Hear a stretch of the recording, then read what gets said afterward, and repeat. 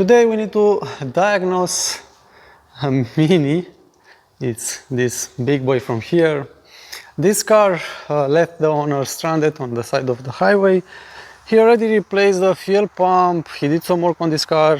In the past he had a problem with the relay for the fuel pump. He did some work there, and now this car is here, so we need to diagnose it. What is the first thing that you need to do when you have a car in your shop? It's to confirm the customer complaint. So we have the key here. Let's see now. Switch on the ignition.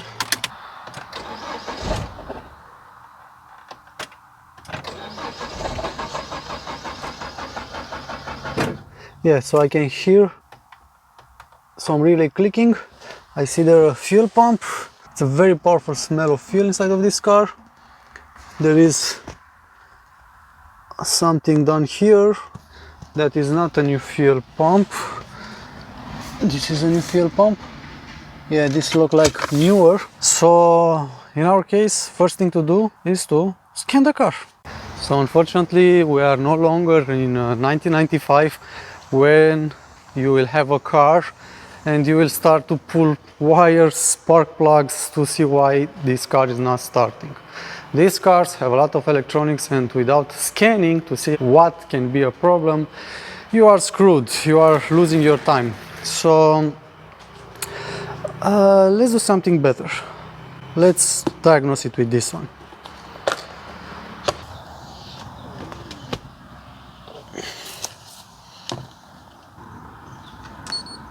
Beep beep. Enter.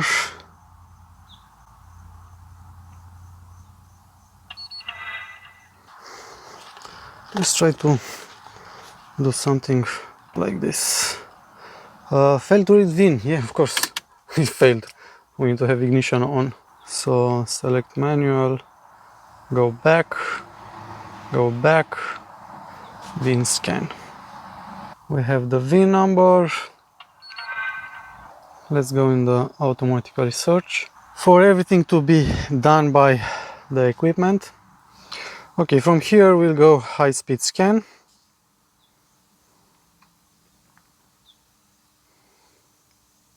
And we have some errors. Let's see, CAS, road speed signal, engine, fuel mixture adaptation, map thermostat, vehicle speed signal, transmission, wheel speed sensor, ABS, wheel speed sensor, JBE, fuel level, yeah, this is caused by the owner.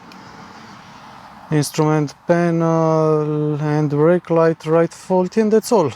So we don't have too much information here. Yeah, okay. Next step in our case, we suspect there is no fuel. We already replaced the fuel pump, so we don't think we have two fuel pumps bad. We can go directly in the engine control module from here. We'll continue. We'll go to actuation test, general, fuel pump, only with engine off. So we'll select this one, and we'll hit activate. I heard the relay. I'm not hearing the fuel pump. Stop. We can hear the relay.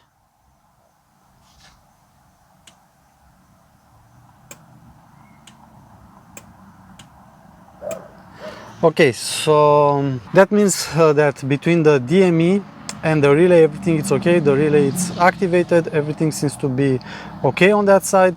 The problem probably it's between the relay and the fuel pump.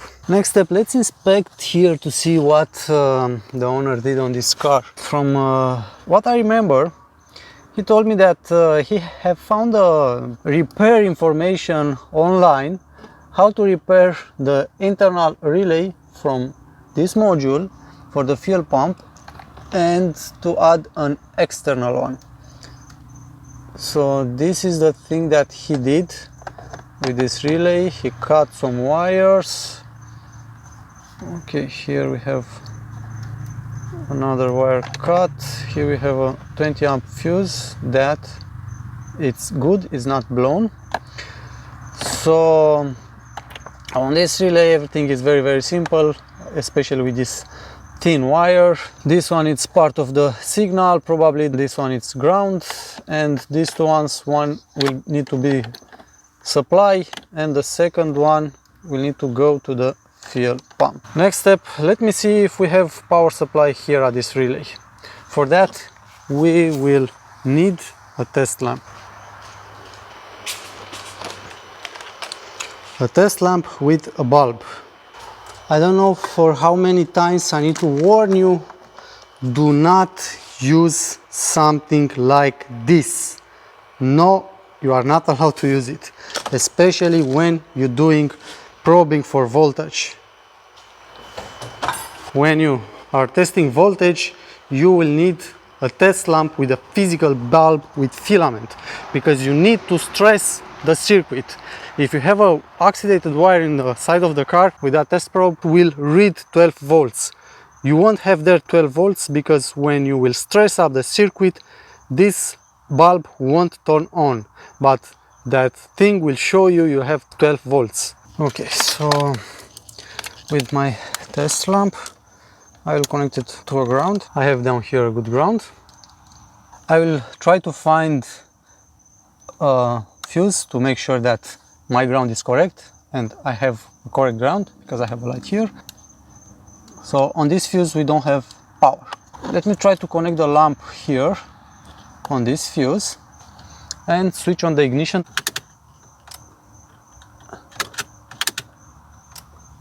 Nothing. Let's try to reactivate the fuel pump.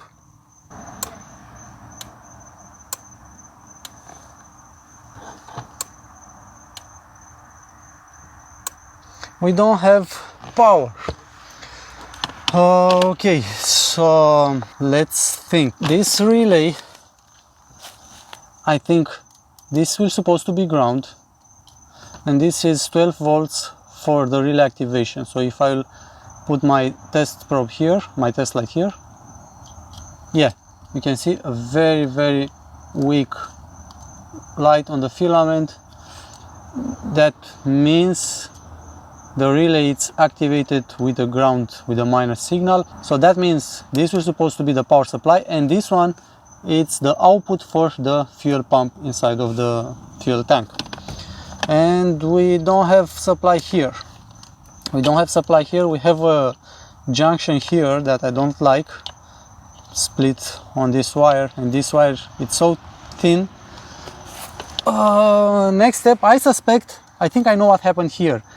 This was mounted incorrectly, and probably, I'm pretty sure, the circuit that this was tied in, it's at a lower amps than the fuel pump. So normally a fuel pump will need to use to have a 20 or a 15 amp fuse.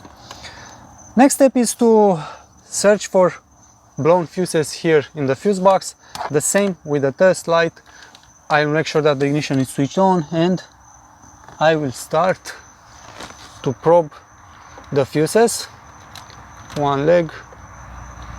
So if I have light here on the side and the other side of the fuse, that means the fuse is okay, it's not blown. So let me check all the fuses. 20 amps, 20 amps, 20 amps. This is one, it's a 40 amp. This one's supposed to be blown. 30 amps, the same. I don't suspect that they will be blown because we have this 20 here. Let's sit down here. So inside here I have a 5 amp fuse, another 5 amp fuse, that it's okay. Another one. This is okay. This is okay. This is okay. Let's go on this row. This is good. This is good. It's okay. Okay. Okay. Okay. Okay. Okay. So you saw this one is blown. This is a 10 amp fuse. Let's pull this fuse out from here. Let's leave it like this. Give me a second to bring another fuse, another 10 amp fuse to replace this one. Now with another 10 amp fuse I will take this one out.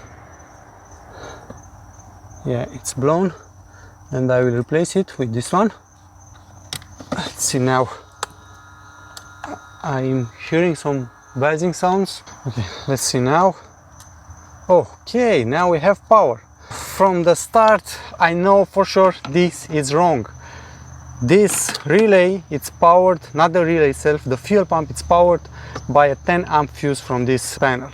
That it's wrong, it's not okay, it's not correct. But with that, let's hit again, activate. And this time, I can hear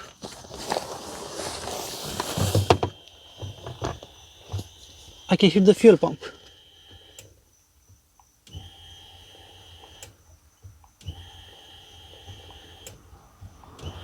Yeah. So at this moment I think this car will start.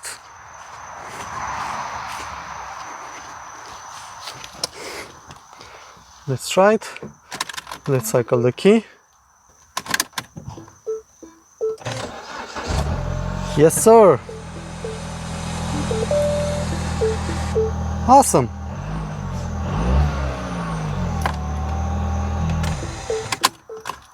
And now at this point, this car is repaired, right? Everyone will say that it's repaired and our job is done here. If you say that, you are wrong. First thing, that there is not okay. Even if you do that modification with an external relay, you need to make sure that you use the same circuit, the same fuse, the same power supply for your relay, for, in our case, for the fuel pump. Next step, I'm curious to see what circuit that relay is tied in now. So to find out, we will go and see what is the number of that fuse. And for that, we will need a more professional tool than this to go and search in the wiring diagrams. So to find out what is the fuse number on this particular mini, it's very simple. You can see the numbers there. Can you tell me what is the number? It's 23. Yeah, 23.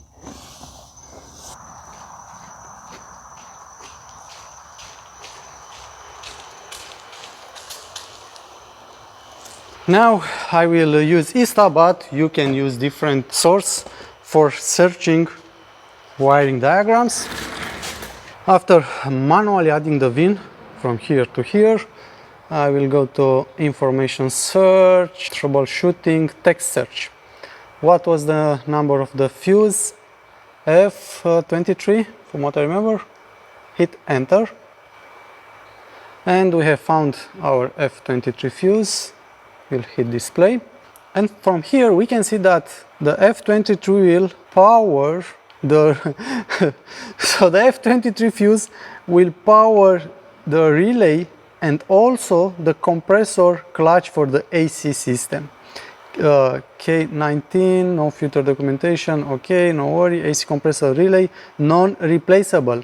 It's non-replaceable because it's part of that module. The same with the fuel pump relay. So F23 from here, if we click on F23, let's see, we have only the installation location here. Yeah, so with this, now we can say that this car is repaired, in the sense that we already have a complete knowledge. We know exactly what happened with the car, what was the problem, what the owner caused there, and also I know what repair steps I will need to follow next. The professional recommendation in this case will need to be to replace the entire module and to restore the harness.